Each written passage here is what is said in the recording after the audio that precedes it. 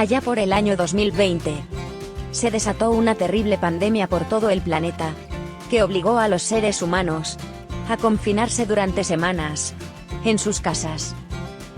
En un pueblecito aragonés llamado Bureta, situado en las estribaciones del Moncayo, vivían las 4 hadas madrinas de los gnomos: Elena, Inmaculada, Laura y Virginia. Preocupadas por la salud de sus amigos, durante ese tiempo de confinamiento, decidieron construir pequeñas casitas de madera por todas las calles del pueblo y en un bonito pinar situado a las afueras del mismo.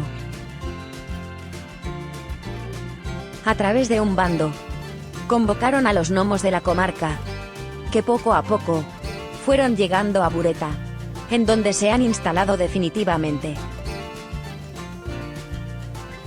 Todos los niños pueden ir a visitarlos. Basta con seguir las huellas de sus pies, que han ido dejando por todas las calles por las que pasan.